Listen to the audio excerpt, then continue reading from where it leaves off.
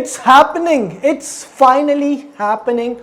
Twitter is finally going to add an edit option for tweets, and all it took was one Elon Musk tweet to make this change. I mean, Elon Musk is the OG influencer of our generation.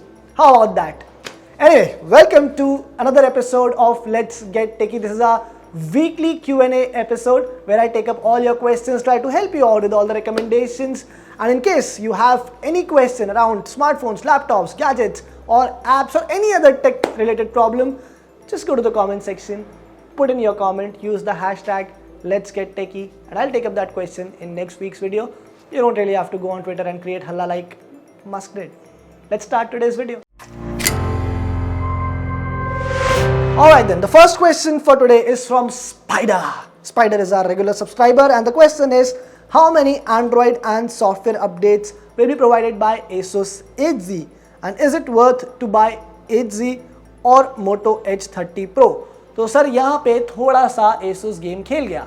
Game क्या खेला कि actually Asus 8Z comes with 2 years of software update, but it launched with Android 11 out of the box, and Asus has already started rolling out Android 12 update. So those who buy the phone will get the first update immediately, which means now you'll only be left with 1 year of software update. So your phone will only be upgraded to Android 13, and after that there's a chance that you will not get any software update. So that's the game that is happening here, and it's not really nice. And because you've asked me to compare the phone with Motorola Edge 30 Pro. Now the problem with Motorola is also the same, because lately the software support hasn't been great. I've seen a lot of people complain about the software support on Motorola devices. So even if you want to buy any of these phones, just set your expectations right, because software wise it's going to be a struggle. Next question is from Harish, and Harish's question is, he's getting a brand new Galaxy Note 20 Ultra for 30,000 rupees. What? How is that possible? This phone, from what I know, is still selling for about 90,000 to 1 lakh rupees in India. Now, of course, the question is that should he purchase or should he buy another rupees 30,000 phone which has just been launched in India? And Harish also claims that the Note 20 Ultra is in sealed pack condition. But Harish, I don't know who. Can you just tell us the seller who is selling this phone for rupees 30,000? Because I'm assuming it should be some local seller around your wherever you live, because officially though I don't know if somebody can actually sell this phone for 30,000 rupees. There are discounts, there are offers, there are other things involved, but the price cannot go down to just 30% within few days or whatever. So that's a lot of difference here. I don't think you should trust the seller here in this particular condition. Play very carefully, even if you are inclined, and I know because it's very tempting offer, I'm sure you'll be inclined towards buying this phone, but do your research properly and only then buy the phone. If I was at your place, I'll probably skip this and rather buy a new 30,000 rupees phone. The next question we have is from Nihal Rinde, and the question is there any 256GB storage option on Asus 8Z? Unfortunately, not Neil. In the global markets, yes, Asus launched this phone with a 256GB storage option as well.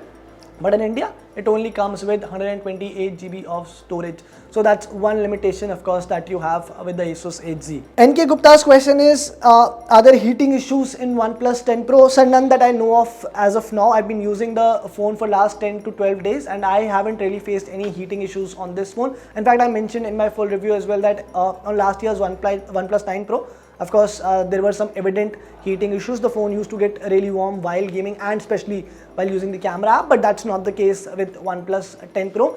The heat management is definitely better here in this particular case. In case I see something alarming, I'll definitely let you guys know, but for now you can be assured about this part. Next question is from Kuldeep Gujar, and Kuldeep ji is asking, are there any dent issues on the new iPad Air? Again, nothing that I know of. See, dent and all again depends a lot on how you use your device and how you maintain it. So if you're going to maintain it properly, then I don't think that there are going to be any quality wise any issues on any device, especially Apple devices, because Apple maintains a certain level of product quality. So I too haven't faced any dent issues. I mean, not that I've thrown the device and checked, but yes, as of now, nothing as such.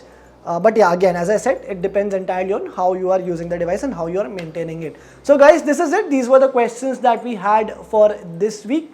I hope these answers were useful and I want to see more questions from you guys. थोड़ा ना बीच में आप लोग थोड़े सुस्त पड़ जाते हो, मुझे पता है. There are few videos where we get a lot of questions and then there are a couple of weeks where everybody just goes, and I think it's also the weather which has to do with it. It's getting really warm, especially in North India. But then show us some support, show some enthusiasm, put in more questions, put in questions about laptops, audio devices, wearables, because right now what I'm getting is a lot of questions around phones but not around other categories. So challenge me as well, push me as well, and keep showing your support. So I'll meet you in next week's video. Till then, you keep looking for more questions and put them in the comments box. Thank you.